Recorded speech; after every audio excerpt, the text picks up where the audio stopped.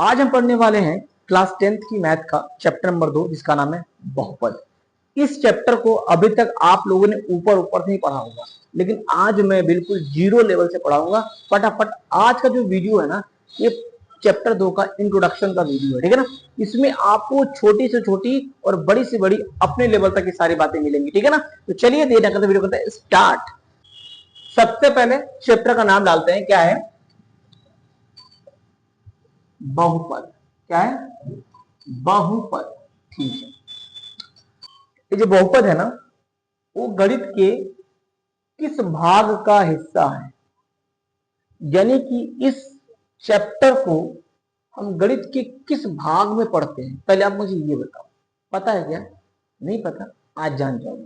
तो ध्यान दो, बहुपद को हम लोग पढ़ते हैं, गणित का एक भाग होता है क्या? बीज गणित। बीज, इसको हम बीज गणित में पढ़ते हैं, ठीक है ना। और सर बीज गणित में पढ़ते हैं, हाँ सर। ये बना कैसे होगा, समझो। इसका विकास कैसे हुआ? जो पहले के जो गणितज्ञ थे जिन्होंने इसको बनाया, तो उन्होंने कुछ ऐसा सोचा होगा। उन्होंने सोचा होगा यार ऐसा करते हैं, एक उन्होंने ग्लास लिया ये, जिसमें उन्होंने 1 2 3 4 5 ऐसे कहां तक, अनंत तक, यानी सारे उन्होंने नंबर इसमें डाल दिया, ठीक है ना। फिर एक दूसरा ग्लास लिया, उस ग्लास में उन्होंने क्या किया, ए बी सी कहां तक, इसमें सारे जेडो को डाल दिया। एक गिलास में उन्होंने नंबर ले लिया, एक गिलास में उन्होंने एबीसीडी का अक्षर ले लिया। और फिर तीसरे गिलास में उन्होंने क्या कर दिया, फिर तीसरे गिलास में उन्होंने इन दोनों को इसमें पलट दिया। जैसे उन्होंने इसमें पलटा तो उन्होंने देखा कि ये दोनों आपस में हरकत करके कुछ ऐसा बना रहे हैं, कुछ ऐसा बना रहे हैं, ऐसा ऐसा। तब उन्होंने कहा अरे भाई ये तो कमाल हो गया, ये तो कमाल हो गया, रुमाल फाटकर गुलाब हो गया। क्या हो गया कि हमने एक ग्लास में नंबर लिया था और हमने एक ग्लास में एबीसीडी लिया था। जब हमने उन दोनों को एक तीसरे ग्लास में मिलाया तो दोनों आपस में हरकत करके कुछ नया नया चीज बनाने लगे, नया नया चीज बनाने लगे। हाँ, एक कुछ ऐसे दिख रहा था, कुछ ऐसे दिख रहा था, कुछ ऐसे दिख रहा था। तो भाई गणितज्ञ बहुत खुश हो गया, अरे भाई मैंने तो कुछ नया खोज दिया, नया खोज दिया। उन्होंने नया खोजा और उन्होंने कहा जब मैं नया खोज दिया तो कुछ इनका नाम रखना चाहिए। तो उन्होंने कहा कि जो भी ये 1 2 3 4 5 जो भी गिनती है ना, इसको उन्होंने क्या बोला, इसको बोला उन्होंने ये सारे क्या है, अचर है। क्या है? अचर। इसका नाम उन्होंने क्या दिया, अचर। जो भी आपको काउंटिंग नंबर दिखता है अचर होता है। और ये जो अचर होता है ना, ये कभी भी बदलता नहीं है, बदलता नहीं। उन्होंने देखा कि जो हमारे ये अचर होते हैं कोई बदलता नहीं है, इस बात को भी उन्होंने कहा। और उन्होंने कहा इसका क्या नाम रखा जाए, उन्होंने कहा ऐसा है, इसका नाम मैं रखूंगा चर। क्या नाम रखूंगा? चर। ये चर क्या होता है, ये बदलता रहता है, बदलता रहता है। हर बताऊंगा भी कैसे कैसे बदलता है। तो उन्होंने दो बात इन्होंने यहां पर कहा। उन्होंने कहा इस वाले चीज को हम बोलेंगे चर, सॉरी अचर, जो कभी बदलता नहीं है, इसका मान एक है तो एक ही रहेगा। लेकिन जो ये है उसको उन्होंने बोला कि चर। उन्होंने कहा ये चर है ना, ये हमेशा बदलता रहता है, ये बिना पेनी का लोटा है, ठीक है। तो अब उन्होंने कहा कि यार इसका कुछ नाम दे दिया। उन्होंने कहा ठीक है, कुछ ऐसा नाम देते हैं। इन सबको उन्होंने बोला कि जो इसमें ये दिख रहा है, ये दिख रहा है, ये दिख रहा है, इन सबको मैं एक नाम दूंगा, क्या? पद। क्या नाम दूंगा? पद। उन्होंने कहा ये सारे सब क्या है, ये सब पद है। क्या है? सब पद है। अच्छा पद है, हाँ ये सब पद है। और यही से जब इनको पूरा एक किताब में लिखा गया, गणित की किताब में, तब उस गणित का नाम क्या पड़ गया, बीज गणित। और उसी बीज गणित में हम लोग क्या पढ़ते हैं, बहुपद। और जो बहुपद बनता है, इन्हीं पद से क्या मिलकर बनता है, इन्हीं पद से क्या बनता है, बहुपद। और बहुपद जब बना तो उन्होंने कहा अरे भाई भाई मैं तो बीज गणित बना दिया। जब उन्होंने इन सभी बातों को एक किताब में लिखा तो इसका नाम उस किताब का नाम उन्होंने क्या लिखा, बीज गणित। इस प्रकार बीज गणित का विकास हुआ, विकास हुआ, मैं भी विकास, विकास विकास। Okay okay okay. अब यहां पर ये बात है डिफाइन करने की। उन्होंने देखा, उन्होंने इस बात में लिखा, उन्होंने कहा जो पद है, पद हमारे कुछ ऐसे भी हैं, कुछ ऐसे भी हैं और कुछ ऐसे भी। तो उन्होंने एक चीज क्या देखा कि भाई पद हमेशा अचर प्लस चर से मिलकर बनता है, ठीक है ना भाई। इसमें भी अचर है, इसमें चर है, अचर है चर है। अब यहां पर नहीं तो भाई, यहां पर एक तो है ना, कुछ नहीं मतलब एक तो है, इसलिए हमारा क्या है, ये हमारा पद कहलाएगा। आई बात समझ, ठीक है। फिर उन्होंने कहा कि यार कुछ अभी मजा नहीं आ रहा है, इसमें से इसको और तोड़ूंगा, इसको और तोड़ूंगा। तो इन्होंने कहा ठीक है मैं इसको यहां लिखता हूं। इन्होंने इसको यहां लिखा, उन्होंने कहा कि जो दिख रहा है ये क्या है हमारा, ये चर। इन्होंने ये बात, ये वर्ड यहां पे बोल दिया उन्होंने, चर, ठीक है। और ये हमारा क्या है, ये हमारा है अचर। क्या है, सॉरी, ये क्या है हमारा अचर। और इसी अचर को उन्होंने कहा कि जब एक साथ इनको देखेंगे, इस अचर को हम नाम देंगे क्या, गुणांक। उन्होंने बोला क्या, गुणांक बोला इसको, ठीक है। जो चर के आगे का नंबर होता है गुणांक। और कहा भाई इस चर की खोपड़िया पे नंबर बैठा है, ये खोपड़िया पे नंबर बैठा है, इस खोपड़िया वाला नंबर को उन्होंने क्या बोला, घात। क्या बोला, घात बोल दिया। तो आई बात समझ। इस प्रकार धीरे धीरे बदलाव हुआ और धीरे धीरे विकास होता गया, विकास होता गया। आगे पढ़ते गए पढ़ते गए पढ़ते, बहुत सारी पढ़ते हैं। इसको नोट करो, फिर आगे बात करते हैं। मजा आया, मजा आया ना, मजा आया ना। बस यहाँ करते मैं जाता हूँ, ओके। आपने क्या देखा कि जो बहुपद होता है वो किससे बना होता है, सर पदों से बना होता है। बहुपद पदों से बन गया। बात है समझाने की, सर बहुपद, बहुपद किसे कहते हैं सर, ये बताइए। चलो हम समझ गए सर पदों से मिलकर बना होता है, सर बताइए बहुपद किसे कहते हैं। ओके बाबू बताता हूँ बहुपद किसे कहते हैं। तो उन्होंने कहा कि आप बहुत सारे पद लो।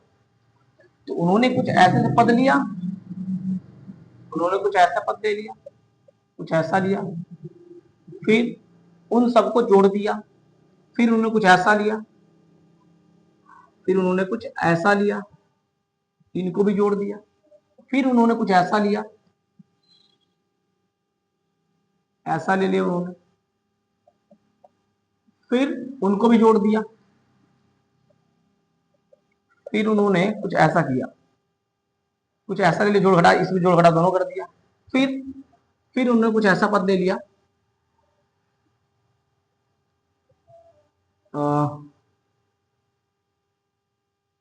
फिर उन्होंने कुछ क्या ले लिया, ऐसा ले लिया, ऐसा ले लिया। अब इन्हीं को देखकर उन्होंने बताया कि बहुपद क्या होता है। जब इतनी सारे फॉर्मेट उन्होंने लिखा तो उन्होंने देखा और उन्होंने कहा कि अगर मैं इस चर में, जो भी हमारा चर है, अगर इन सब की घात देखो, घात 2 दिख रही है भाई। इस चर की खोपड़ी, घात मतलब खोपड़ी का नंबर बताया ना, खोपड़ी का नंबर। इसका घात 1 है, उन्होंने 1 ले लिया। इसकी घात कुछ नहीं मतलब 0 उन्होंने ले लिया। उन्होंने कहा इसकी घात 2 1 0 है, ठीक है। फिर यहाँ का मैं इसकी घात देखता हूँ, इस बहुपद की घात, तो यहाँ 0 था, 2 था, यहाँ पर -1 था, यहाँ पर 0 मान लेंगे, ठीक। जब इसमें उन्होंने घात देखा तो यहाँ पर पहला घात क्या मिला सर, 1/2, दूसरा क्या मिला 2, तीसरा 0 मिल गया।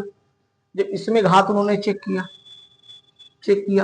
तो यहाँ पर घात, यहाँ पर इस पे चर पे क्या लगा है, रूट, मतलब इसका घात 1/2 हो गया, या फिर इसको क्या बोल सकते हैं सर, रूट लगा होगा, ठीक। फिर यहाँ पर घात सर 2 हो गया, फिर यहाँ पर 0 हो जाएगा सर, ठीक है। यहाँ घात बताओ मुझे फटाफट क्या होगा सर, यहाँ पर घात 0.2 लिखा हुआ है, फिर यहाँ पर सर 1 लिखा हुआ है, तो यहाँ पर 0 लिखा हुआ है।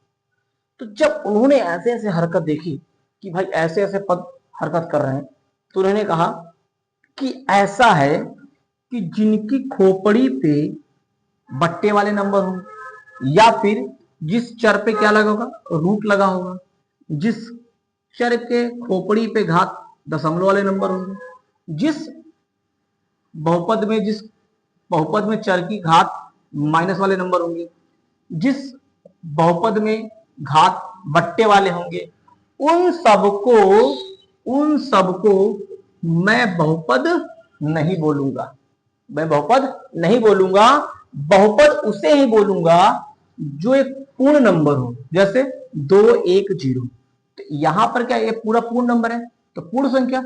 तो उन्होंने यहां पे बात निकाला कि भाई बहुपद उसे कहेंगे जिसमें चर की घात क्या हो, पूर्ण संख्या। क्या हो, पूर्ण संख्या हो, जैसे 0 1 2 कहां तक, अनंत तक। लेकिन जिसका घात माइनस में होगा, बट्टे में होगा, जिसको रूट लगा होगा, डेसिमल होगा, वो सारे हमारे बहुपद नहीं कहलाएंगे। तब उसको इसको उन्होंने क्या कहा कि भाई यही मेरा बहुपद है, ये सब हमारे बहुपद नहीं। वो किसको नोट कर लो।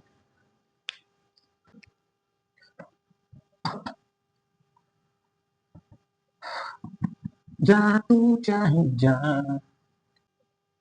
अब क्या पढ़ने वाले हम लोग, अब बहुपद। अब बताओ मुझे, अभी आपने क्या देखा, बहुपद किससे बना होता है सर, पदों से सर। वाह, तुम तो बहुत समझदार हो गए। अरे सर बता दिया आपने, तो बहुपद किससे बना होता है, पदों से बना होता है। अच्छा, पदों से बना होता है। सर ये बताइए, बहुपद के प्रकार वगैरह भी होते हैं क्या? हाँ, बहुपद के प्रकार वगैरह भी होते हैं। सर कौन कौन से होते हैं, बता दीजिए सर। चलो देख लो फटाफट। देखो, जब बहुपद की प्रकार की बात आती है ना, बहुपद की प्रकार की बात आती है, तो ये जब प्रकार इसका देखा जाता है तो दो आधार पर देखा जाता है सर। किस किस के आधार पर?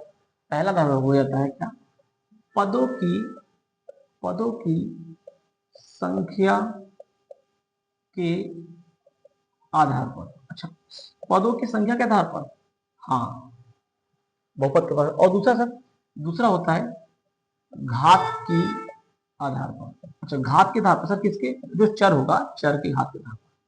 अच्छा सर, सर इसमें कौन कौन सा होगा सर? तो भाई इसके अंदर आपका क्या क्या आ जाएगा, पहला आ जाएगा आपका क्या, एक पदीय बहुपद। एक पदीय बहुपद, इसमें द्विपदीय बहुपद। द्विपदीय बहुपद। तीसरा त्रिपदीय बहुपद। त्रिपदीय बहुपद। बहुपद।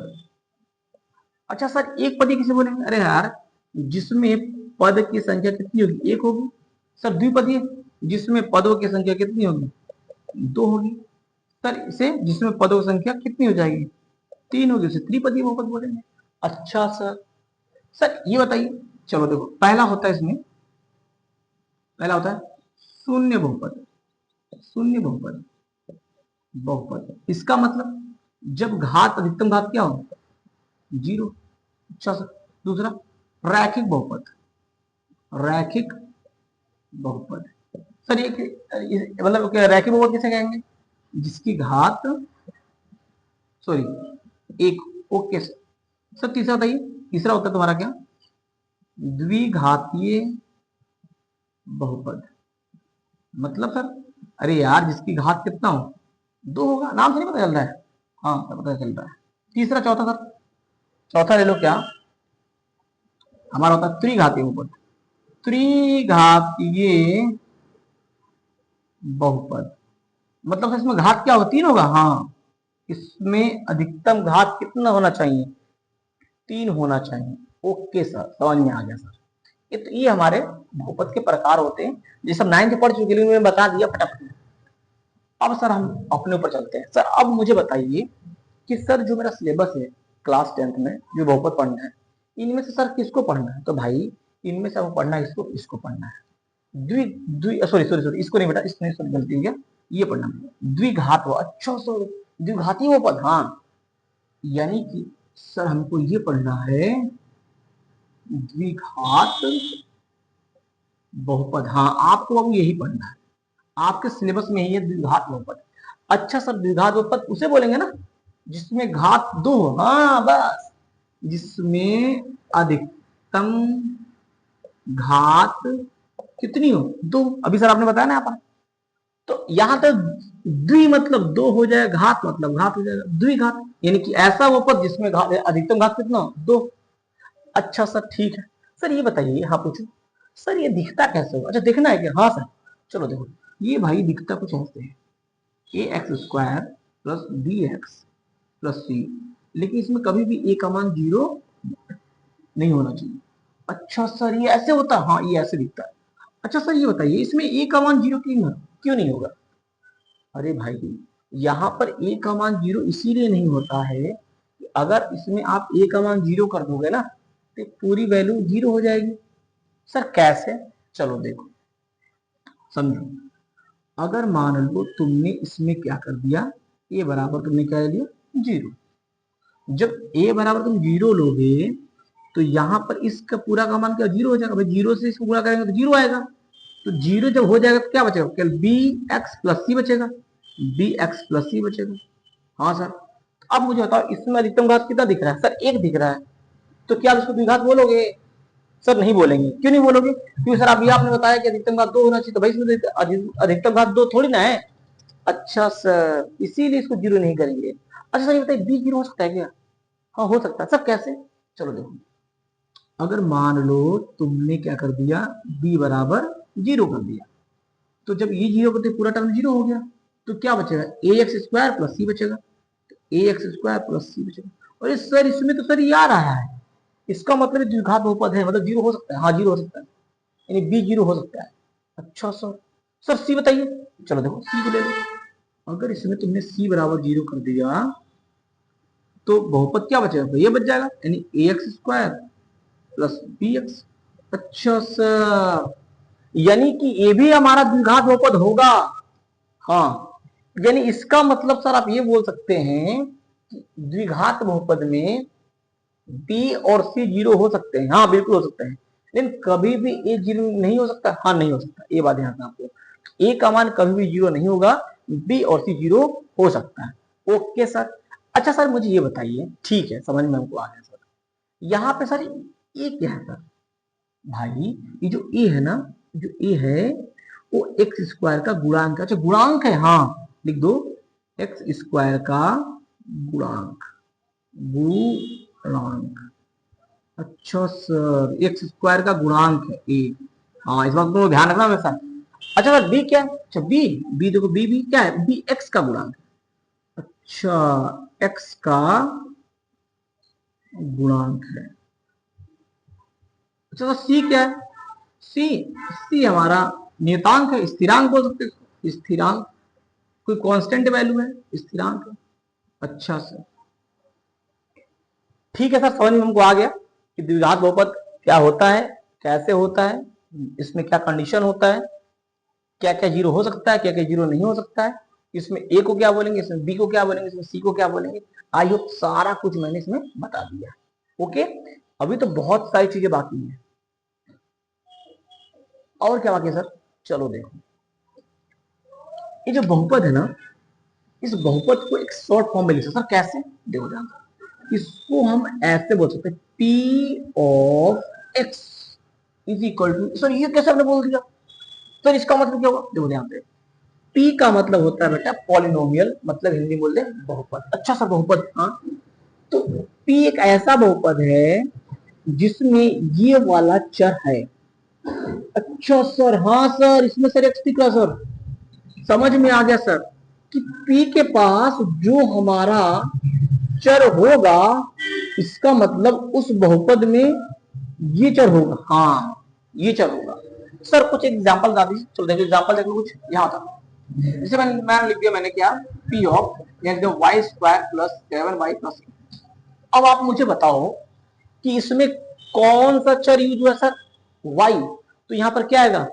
y आएगा। अच्छा सर y आएगा, हाँ यहाँ पर क्या आ जाएगा? y आ जाएगा। समझ में आया ना क्लियर? जो यहां पर होता है, जो p के पास जो चर होगा इसका मतलब ये बता रहा है कि जो बहुपद होगा ना उसमें यही वाला चर होगा।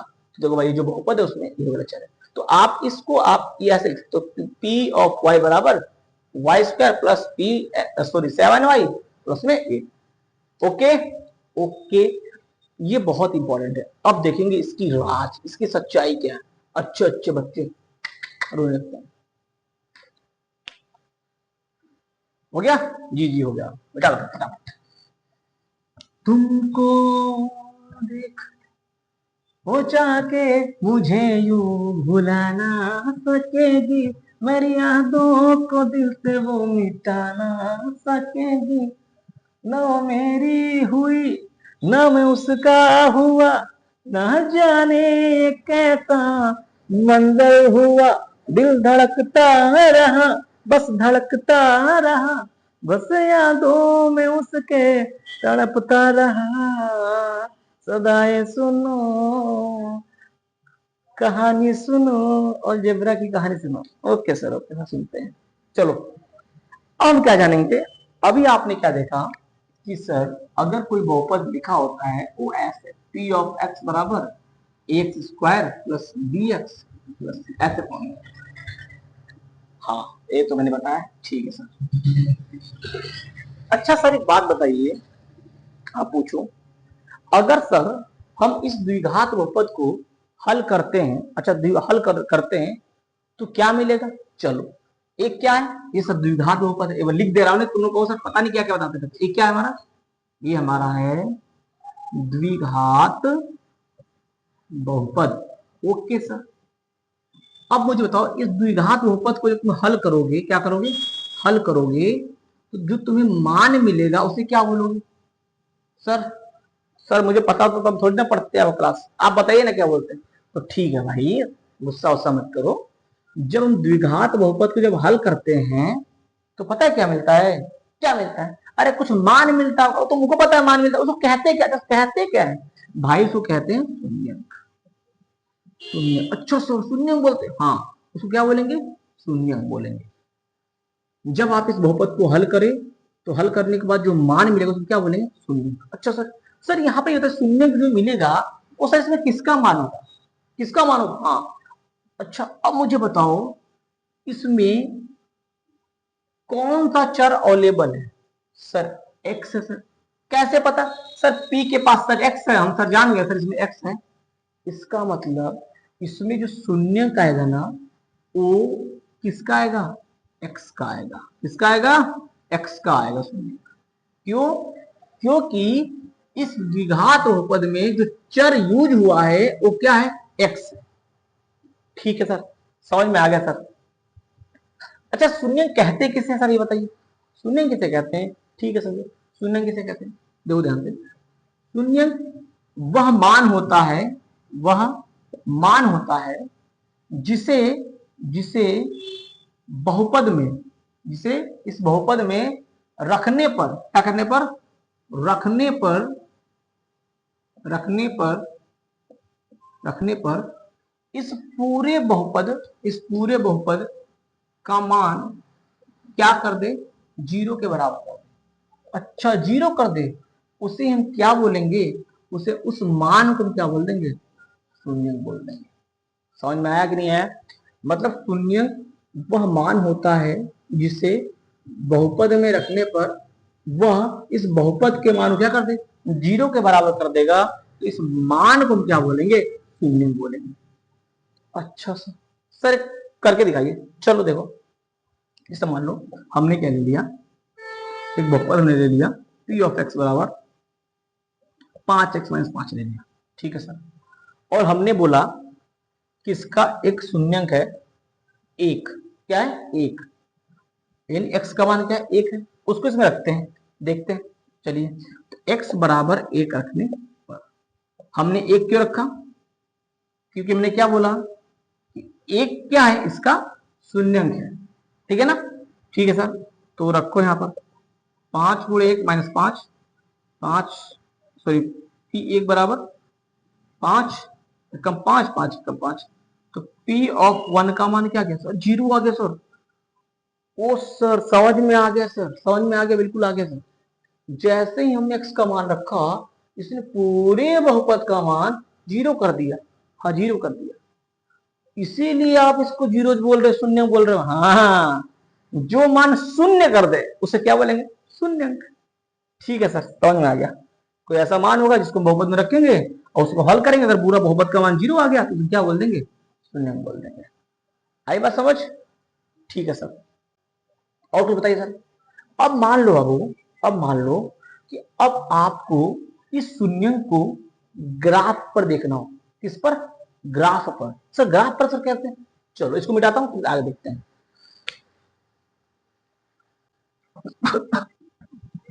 उठा ले जाऊंगा तुमको किताब से, चलो क्या बताने वाला था मैं सर? हमको सर सीखना है कि ग्राफ से हम कैसे बहुपद की शून्यंक शून्यंक ज्ञात करेंगे। अच्छा ज्ञात करेंगे, ये बात मुझे जानना। हाँ सर मुझे यही बात जानना था कि ग्राफ के द्वारा हम कैसे बताएंगे सर कि किसी ग्राफ में शून्यंक कितना होगा। ठीक है, चलो मैं मान लो मैंने एक बहुपद लिखा p ऑफ x बराबर y, और मैंने एक बहुपद इधर लिख दिया p of y equal to x। सबसे पहले मैं आपसे क्वेश्चन ही करूंगा कि इसका मतलब क्या हुआ और इसका मतलब क्या हुआ। सर इसका मतलब सर ये हुआ कि सर p ऑफ x और y लिखा है sir. Sir p of y बराबर x लिखा है सर। सर आप बता दीजिए सर। देखो इसका मतलब ये हुआ बाबू कि इस बहुपद में जो चर है वो x है, लेकिन सर यहाँ पर y भी तो लिखा हुआ है। y लिखा हुआ है, मुझे दिख रहा है y लिखा हुआ है, तो y है ना जो यहाँ पर जो बहुपद है ना, बहुत बड़ा बहुपद था, उसको मैं मान लिया हूं y और उसके जगह पर y को बैठा दिया। लेकिन जो बहुपद को प्रदर्शित करेगा वो ये बताएगा कि इस बहुपद में x ही चर है, ये y चर नहीं x चर है। अच्छा सर इसका मतलब ये हुआ कि इधर जो मेरा बहुपद होगा उसमें जो चर होगा y होगा। हाँ y होगा। इसका मतलब सर ये हुआ कि जब हम इस बहुपद को हल करेंगे तो मुझे x का मान मिलेगा। हाँ x का मान मिलेगा। और सर इसका मतलब ये हुआ कि जब हम इस बहुपद को हल करेंगे तो हमको y का मान मिलेगा। बिल्कुल मिलेगा। समझ में आ गया सर? p के पास जो चर होगा हम उस बहुपद को हल करेंगे तो उसी चर का मान मिलेगा। हाँ मिलेगा। उसको शून्य बोल देंगे, शून्य बोल देंगे। चलो ठीक, इस बात को ग्राफ पे देखना ध्यान दो। चलो मैं ग्राफ बना रहा हूं। दो x होता है x अक्ष है, ये हमारा y अक्ष, ये माइनस होता है, ये माइनस y होता है। ठीक है, ठीक है सर, मैंने बना दिया x x y और y माइनस का माइनस का। ठीक है सर, चलो ऐसे बनाते इधर x x minus y y minus. ठीक है ना, ठीक है।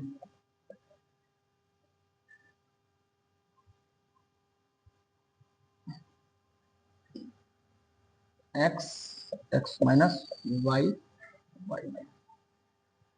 अब मुझे इसमें ये हमारा बहुपद लिखा हुआ है, ये हमारा बहुपद है, ये बहुपद है, उस बहुपद का ग्राफ दिया है दो। इसमें मुझे इस बहुपद का शून्य ज्ञात करना है। तो अभी आपने क्या बोला कि सर इस बहुपद में हम किसका मान निकालेंगे, x का मान निकालेंगे। ठीक है ना। तो जब आपको बहुपद नहीं दिया है हल करने के लिए, आपको डायरेक्ट ग्राफ दे दिया है, तो आपको पता है कि सर जो p के पास अक्षर होगा हमको उसी का मान निकालना होगा। इसका मतलब है कि जब आप शून्य ज्ञात करोगे तो आप इस अक्ष को फोकस करोगे। अच्छा एक्स अक्ष को फोकस करेंगे। हाँ आपको एक्स अक्ष को ही देखना होगा। तो सर ये तो वाई हो गया सर, ये रहा एक्स अक्ष। हाँ हाँ सर दिख गया। अब ये चेक करो, जो ग्राफ है ना ग्राफ, वो एक्स को कहां कहां कट गया है। सर यहाँ पे कट गया सर, सर यहाँ पे कट गया सर, सर यहाँ पे कट गया है। इसका मतलब सर ग्राफ ने इस एक्स अक्ष को 3 जगह कट किया है, मतलब कि इसका शून्यंक 3 होगा। हाँ शून्यंक की संख्या क्या हो जाएगी, शून्यंक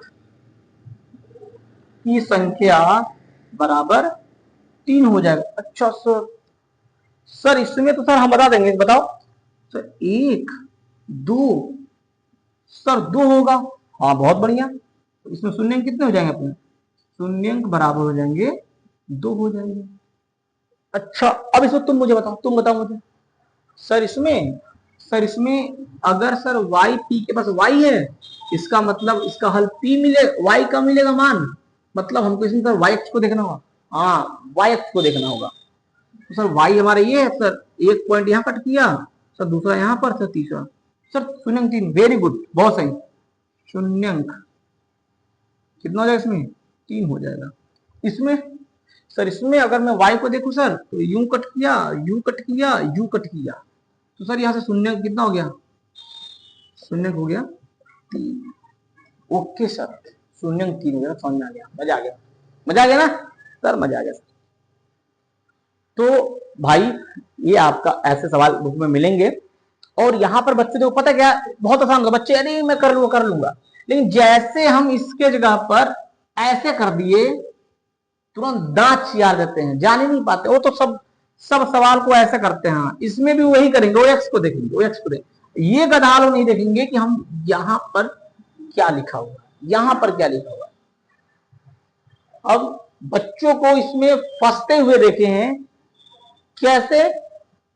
बुक में तो आपको ये दिया होगा और डैड बोलेगा इसको वो निकालो, तो तुमको वही रट्टा रहता है कि यार ये कोई बात नहीं, ग्राफ पे एक्स को वैसा गिनना है।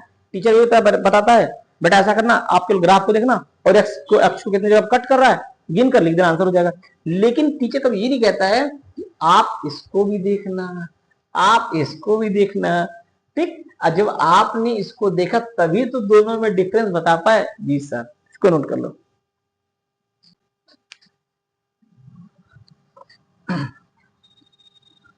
दिल मेरा तू दीवाना है, पागल है मैंने माना है, पल पल भरते हैं।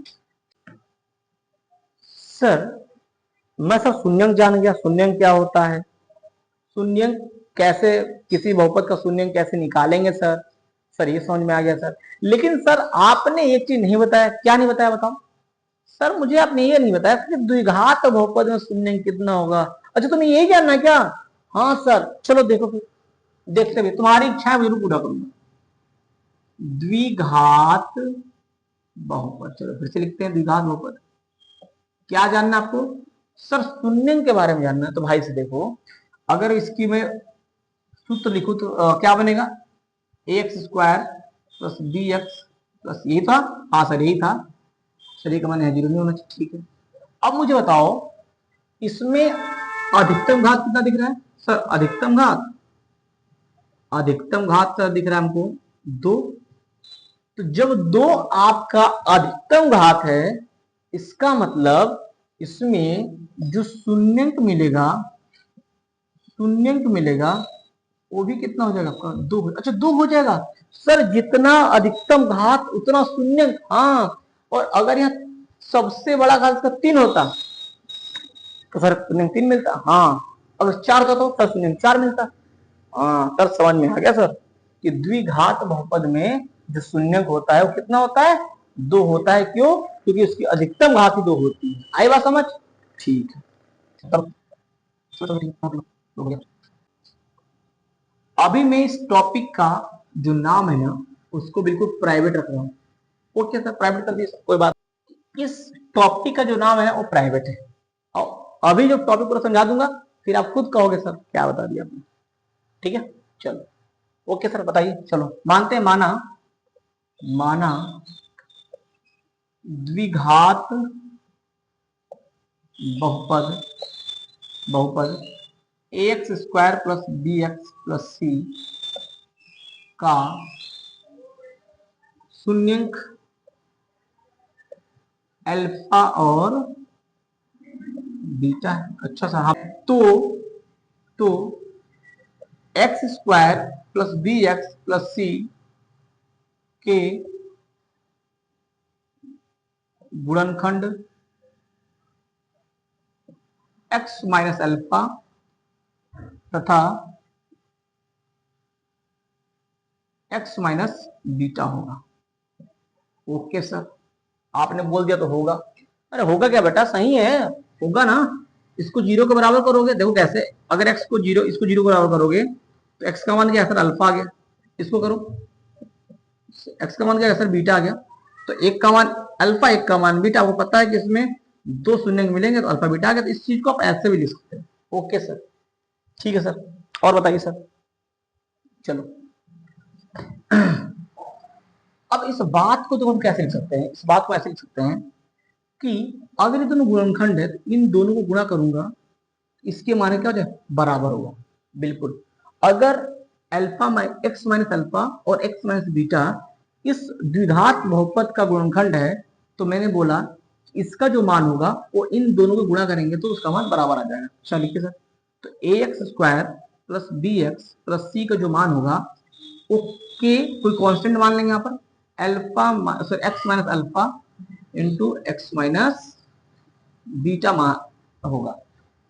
यहां पर के का मान कभी भी 0 के बराबर नहीं होगा। अच्छा 0 के बराबर बाकी कुछ भी हो सकता है, हाँ कुछ भी हो सकता है, 1 2 3 माइनस कुछ भी हो सकता है, लेकिन कभी भी आप 0 नहीं करोगे। ओके सर, सर ये दोनों इसके गुणनखंड है, इसका मतलब इन दोनों को जब गुणा करेंगे तो इसके बराबर हो जाएगा। हाँ हो जाएगा, ठीक है सर।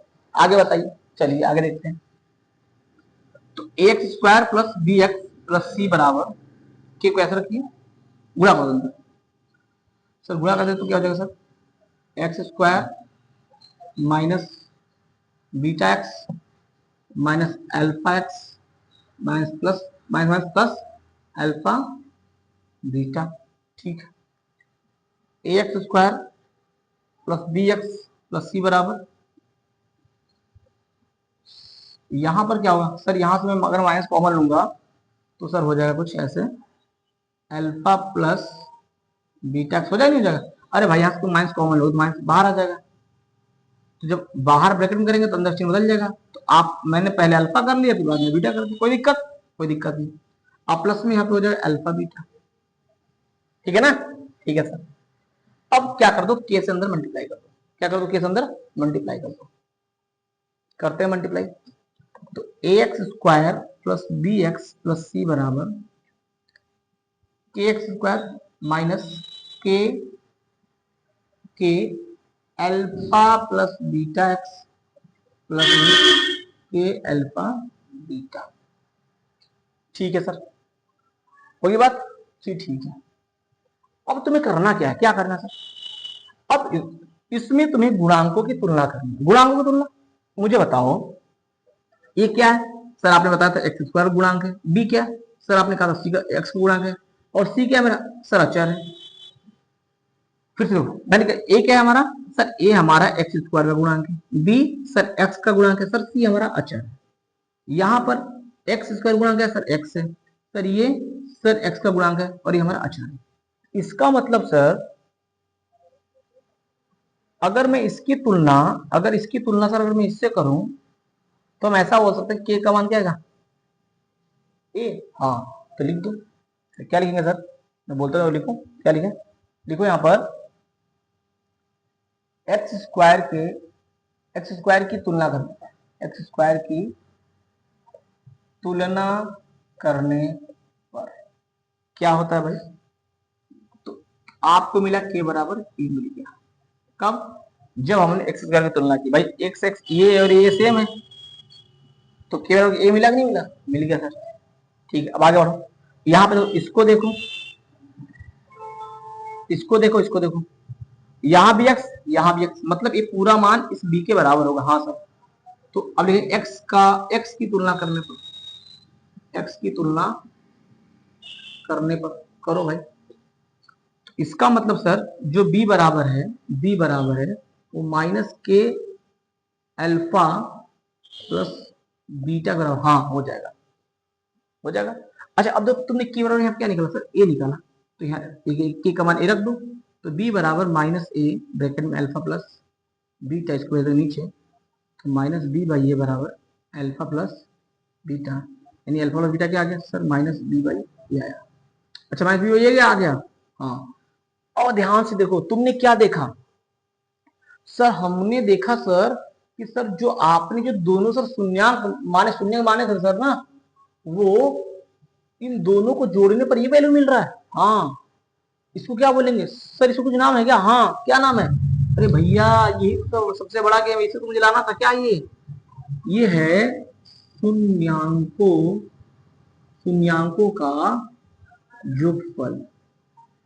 अच्छा इस शून्यांकों को योगफल बोलेंगे, हाँ। और ये जो शून्यांकों का योगफल है ना वो गुणांकों के बराबर है, हाँ सर। बी और ए तो सर गुणांक, सर ए हमारा जो है एक्स स्क्वायर गुणांक होता है और बी एक्स का गुणांक होता है। अच्छा सर, यानी कि शून्यांकों का जो योगफल होता है वो माइनस बी बाई होगा। हाँ होगा, ठीक है। अब सर, अब हम करेंगे इसकी गुणांक तुलना, अब करेंगे अचर की तुलना। तो लिखेंगे अचर की तुलना करना, तुलना करना क्या हो जाएगा भाई? सर हो जाएगा सी बराबर ये, सी बराबर के एल इंटू अल्फा बीटा। के का मान ए है, सी बराबर ए अल्फा बीटा।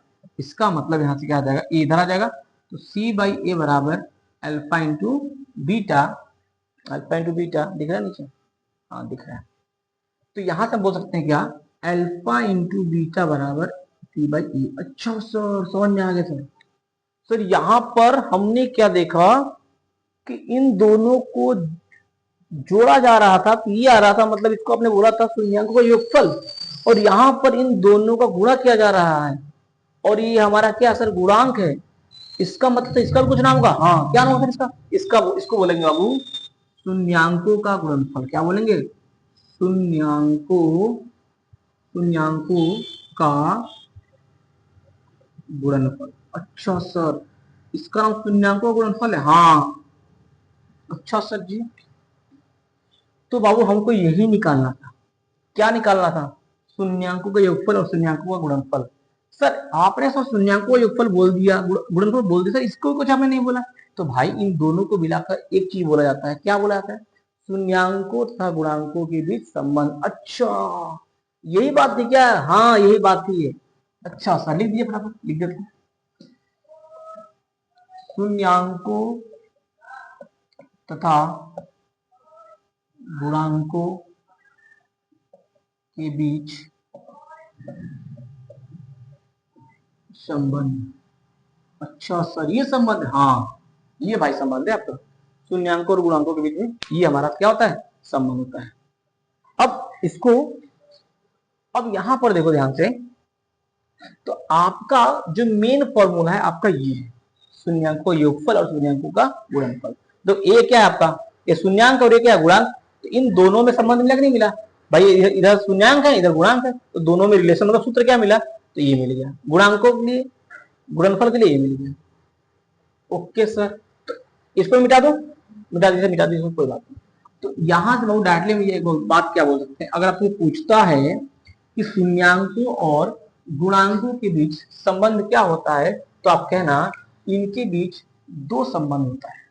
क्या संबंध होता है? दो होता है, जिसमें पहले का नाम बोलोगे आप क्या, शून्यांकों का, शून्यांकों का योगफल, शून्यांकों का योगफल। हाँ सर, सर ये चीज मैंने देखा। और इसका जो सूत्र होता है वो क्या होगा, अल्फा प्लस बीटा बराबर माइनस बी बाई ए। हाँ सर ये हो जाएगा। और जब कोई दूसरा पूछे तो क्या बताओगे आप? सर क्या बोल देंगे? सर शून्यांकों गुणनफल बोल देंगे। हाँ शून्यांकों, शून्यांकों का गुणनफल बोल देंगे, गुणनफल।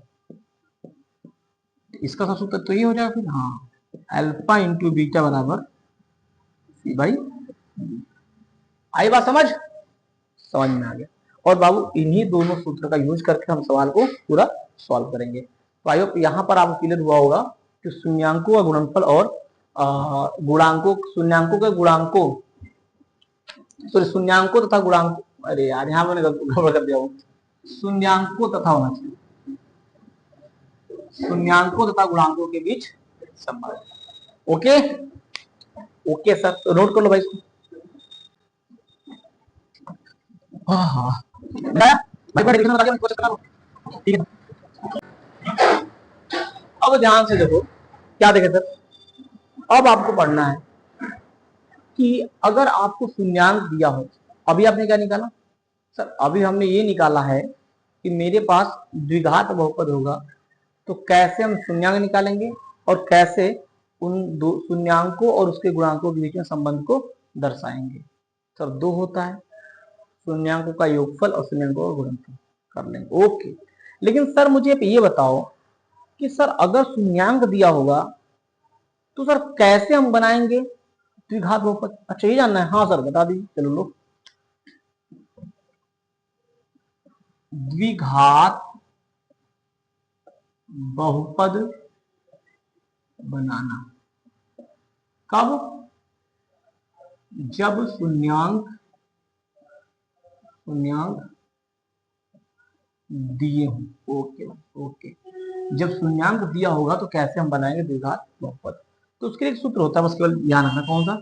अरे वही वाला जो हम लोग पढ़े ना, ये वाला, ये x square minus alpha plus beta X plus में अल्फा इंटू बीटा। ये सूत्र आपको अप्लाई करना है, लेकिन ध्यान रखना अनुसार के का मान कभी भी 0 बराबर नहीं होना चाहिए। और इसको रखते ही वो क्या मिल जाएगा? द्विघात बहुपद मिल जाएगा। Okay sir, okay sir, okay मिल जाएगा। सर इसको कुछ सवाल बताएंगे क्या? बता दें, क्या दिक्कत?